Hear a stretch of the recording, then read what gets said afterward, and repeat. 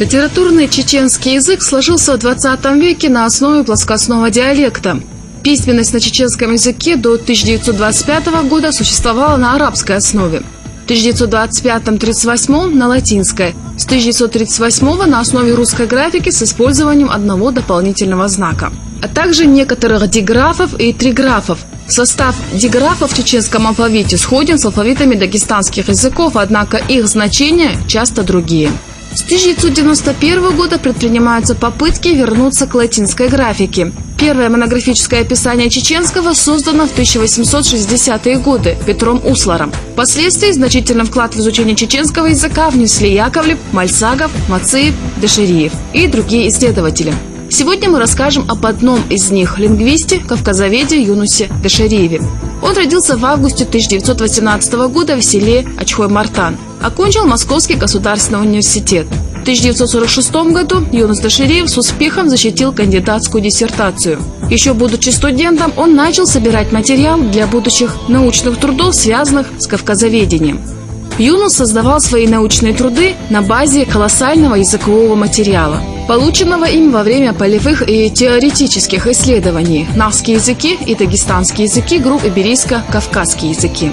Доктор филологических наук, ученый с мировым именем, заслуженный деятель науки Российской Федерации, почетный академик Академии наук Чеченской Республики, автор более 340 фундаментальных научных трудов, в числе которых более 10 монографий. Создатель новейшего направления языкознания, социальной лингвистики, организатор специального подразделения в структуре Института языкознания Российской академии наук, отдела социолингвистики, ставшего в настоящее время Центром социально-лингвистических исследований, в котором он работал почти до конца своей жизни. Его первый капитальный научный труд «Бацбийский язык», один из языков Грузии, родственный чеченскому, в 1953 году вылился в докторскую диссертацию, которая принесла автору известность и признание в вопросах кавказоведения. Он является автором монографий по бацбийскому, чеченскому, хинолукскому языкам и первой в кавказоведении сравнительно-исторической грамматики нахских языков. Автор пятитомного труда «Энциклопедия языки народов СССР». Им подготовлены кадры научных работников и преподавателей по кавказоведению и общему языкознанию для НИИ и вузов Чеченской Республики, других субъектов Российской Федерации, а также республик бывшего СССР. Дашириев Юнус Дашириевич постоянно вел активную научно-организаторскую и общественную деятельность. Принимал участие в мировых конгрессах социологов, во многих международных конференциях и симпозиумах. Нередко сам был организатором или одним из организаторов ряда международных конференций, симпозиумов, как руководитель научного совета Академии наук СССР по проблемам развития и взаимодействия языков и как заведующий лабораторией социальной лингвистики.